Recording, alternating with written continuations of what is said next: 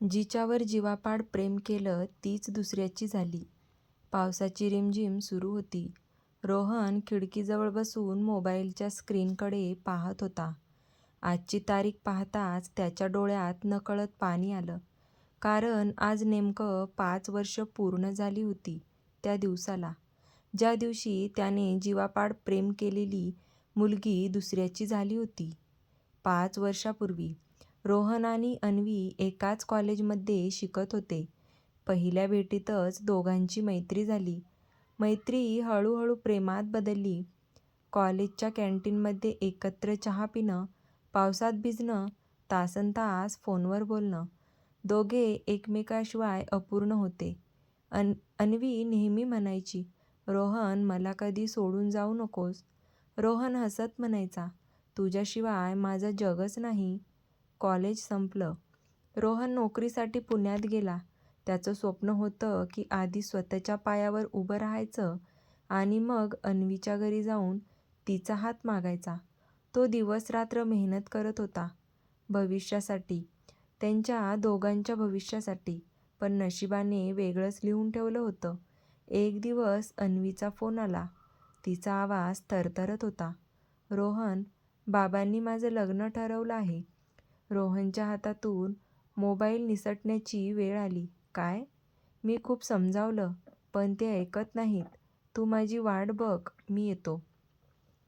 रोहन दुसऱ्या दिवशी गावाकडे निघाला, पण वाटेत त्याचा अपघात झाला. मोबाईल फुटला. तो 2 आठवडे हॉस्पिटलमध्ये होता. अन्वीला काहीच माहिती नव्हतं. तिला वाटलं रोहनने तिला सोडून दिलं.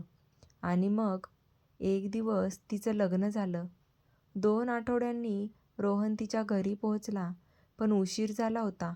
घरासमोर लग्नाचे उरलेले मंडपाचे बांबू अजून उभे होते.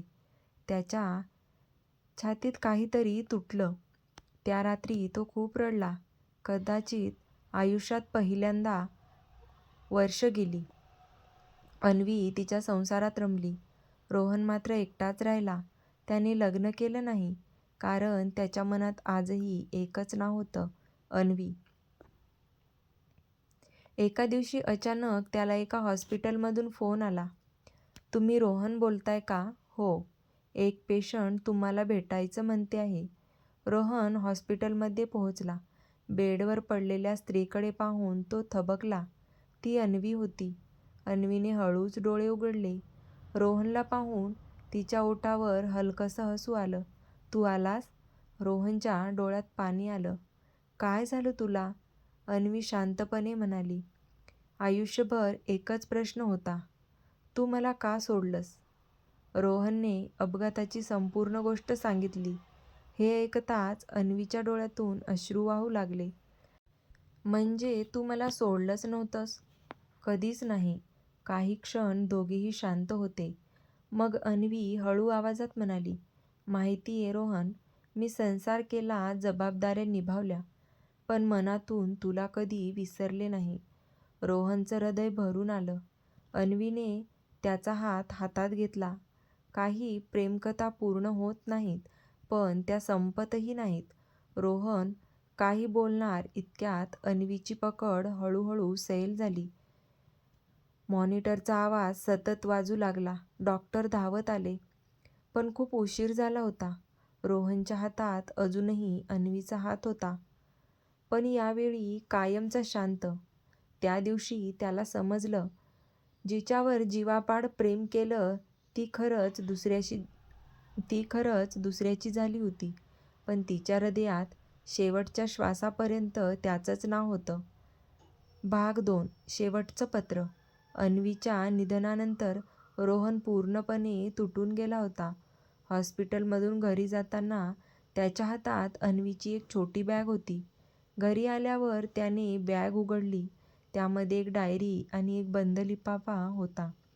लिफाफ्यावर लिहिलं होतं, "माझ्या रोहनसाठी." रोहनचे हात थरथरू लागले. त्याने हळूच पत्र उघडलं. पत्रात लिहिलं होतं, "रोहन, जर तू हे पत्र वाचत असशील तर मी तुझ्यासोबत नसेन, पण माझी एक शेवटची इच्छा आहे. आपली प्रेमकथा इथे संपू देऊ नकोस. आपल्या प्रेमाच्या आठवणी जप." आणि माझ्यासाठी एकदा त्या जुन्या कॉलेजमध्ये जाऊन ये. तिथे तुला माझं शेवटचं गिफ्ट मिळेल.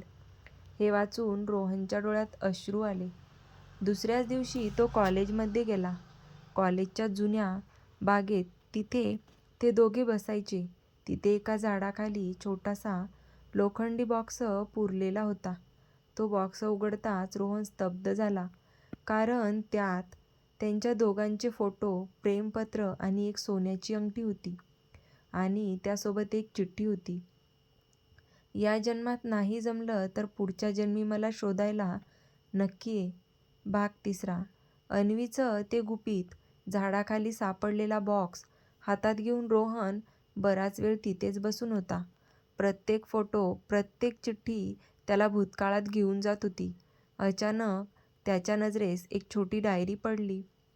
ती आधी त्याच्या लक्षातच आली नव्हती. डायरीच्या पहिल्या पानावर लिहिलं होतं, हे गुपित माझ्या जाण्यानंतरच रोहनला कळावं. रोहनचं हृदय जोरात धडधडू लागलं. त्याने पुढचं पान उघडलं. रोहन, तुला वाटत असेल की माझं लग्न माझ्या घरच्यांनी जबरदस्तीने लावलं, पण पूर्ण सत्य तसं नाही. तुझ्या अपघातानंतर मी तुला खूप शोधलं. मी पुण्याला आले होते, तुझ्या ऑफिसमध्येही गेले होते, पण तू कुठेच सापडला नाहीस. तेव्हा मला वाटलं तू मला विसरलास. रोहनच्या डोळ्यातून अश्रू वाहू लागले. पुढे लिहिलं होतं, त्याच काळात बाबांना किडनीचा गंभीर आजार झाला होता. घर विकण्याची वेळ आली होती.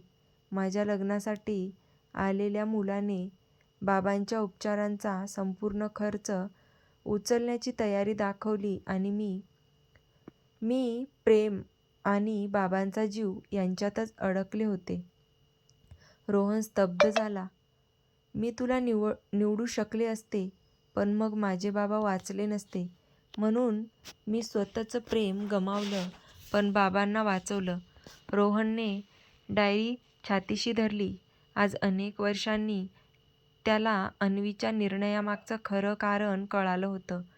डायरीचं शेवटचं पान उघडताच त्याचे अश्रू थांबले, कारण तिथे एक पत्ता लिहिला होता आणि खाली फक्त एक वाक्य, जर माझ्यावर खरंच प्रेम असेल तर एकदा या पत्त्यावर नक्की जा. दुसऱ्या दिवशी रोहन त्या पत्त्यावर पोहोचला. तो एक छोटासा अनाथाश्रम होता. आत गेल्यावर एक वृद्ध महिला त्याच्याकडे पाहून हसली. तू रोहन ना? रोहन आश्चर्यचकित झाला. हो, पण तुम्हाला कसं माहीत? महिलेच्या डोळ्यात पाणी आलं. अन्वी तुझ्याबद्दल नेहमी बोलायची. तेवढ्यात एक 7-8 वर्षाची गोड मुलगी धावत आली. ती थेट रोहन समोर येऊन थांबली आणि म्हणाली, तुम्ही रोहन काका आहात का? रोहनने होकारार्थी मान हलवली. त्या मुलीने खिशातून एक फोटो काढला. तो फोटो पाहून रोहनच्या पायाखालची जमीन सरकली, कारण त्या फोटोमध्ये तो आणि अन्वी होते आणि मागे अन्वीच्या हस्ताक्षरात लिहिलं होतं, माझ्या आयुष्यातील सर्वात आवडती व्यक्ती. या पुढचा भाग आपण लवकरच पाहूया. तोपर्यंत चॅनलला लाईक, शेअर आणि सबस्क्राईब करा.